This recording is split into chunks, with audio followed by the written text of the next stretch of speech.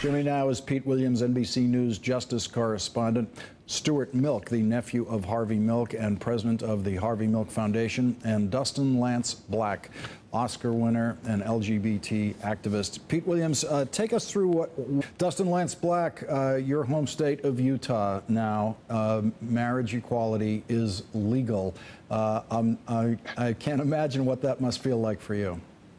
Well, I have a lot of family in Utah. I have a lot of family in Virginia, and most of my family in Texas. So it's a day of celebration, I'll tell you that. And a lot of phone calls back to Utah, a lot of phone calls back to Virginia, and congratulations. But what about Texas? You know, there's a lot of people who were left out of this today, and they're wondering how much longer they have to wait. So I am celebrating today, and it feels wonderful. I love that we have equality in Utah, and equality is creeping into the South. But there's a side of me that really, really wishes that the Supreme Court had taken this up to make a sweeping decision to once and for all say that the 14th Amendment of the Constitution applies to gay and lesbian people. Because let's be real, Lawrence, at the end of the day, you can get married in Virginia. But if you put your wedding photo up at work, you can still legally be fired. So the protection of that Constitution, that piece that could have come with a sweeping decision, we didn't get even the chance at today. So there's a little disappointment. We'll get to that tomorrow. We'll celebrate tonight and get back to work tomorrow. Well, let's listen. In the intervening time.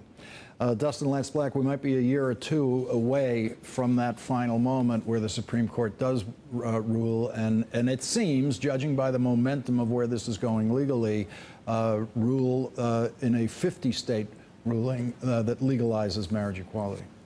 Yeah, that looks like where we're headed, and I frankly have to say it's life-saving. To think that young people, young gay and lesbian people, when they fall in love, know that they're no longer second-class citizens because of that beautiful feeling in their heart. That is truly life-saving and empowering. But guess what? That day is coming. I think we all see it's inevitable now. There's work to make sure that it is a reality. But we have to get to work in this country, making sure that gay, lesbian, bisexual, and transgender people are not discriminated against at work, can hold a job, and can keep their home. Then we'll be getting closer to a place where I'm ready to celebrate. Dustin Lance Black, Stuart Milk, and Pete Williams, thank you all very much for joining me tonight. Veto the bill, and Oscar-winning screenwriter and LGBT activist Dustin Lance Black. Damian Klinko, Dustin Lance Black, set this for us within the history of the March for Gay Rights in this country. Sure. I'm not sure we've seen anything quite like this, where there's a governmental move against gay rights, and there is an uprising, I think, like we've never seen before, because it included such powerful players in corporate America. Yeah, we are starting to see much more of corporate America start to back diversity. And that diversity now including gay and lesbian people. We saw that in the Prop 8 case and the amicus briefs that were filed there. We saw that again today. I think corporations, businesses are saying, hey, when you have more diversity in the room, you get more creative ideas, and more creative ideas are beneficial to these companies, and they're beneficial to America.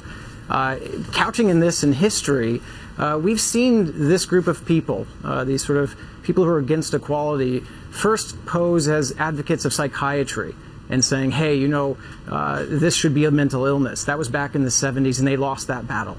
Then they pretended to advocate for children, saying that somehow gay and lesbian people hurt kids. Science proved that wrong. Then they went for the Constitution and tried to amend it. And now the Supreme Court isn't on their side at all, and that's clear. So they're going back to their old standby, and they're standing behind God. The problem now is corporations like Marriott, which is Mormon-owned, or Mitt Romney, who grew up in the same church I did, religious people are coming out saying, no way, you have to veto this. And it is unmasking these people, not as people of God, but as homophobes, for what they truly, truly are.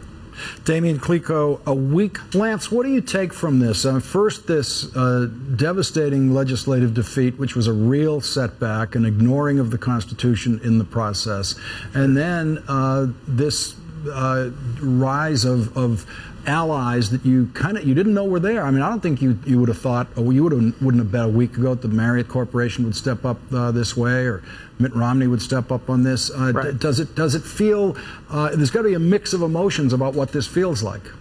Well, it feels pretty good, Lawrence. I'll be honest, and it's really a testament, I got to say, to people like Representative Klinko, who is coming out. And all of a sudden, I think most people, in fact, I'm sure most people in this country now know that they know someone who is gay or lesbian, someone they work with, a family member, a neighbor, and so they see these bills and they have a real face to who's going to be hurt. And I think those are people who, you know, work in corporations. Those are people who work out there in the United States. And so that's why we're seeing this uprising of allies saying, no way, you're not going to do that to my neighbor. You're not going to do that to my kid.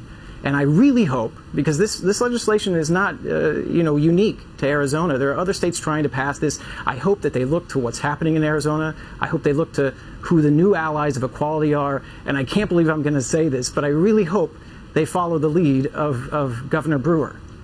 The lead of Governor Brewer, the lead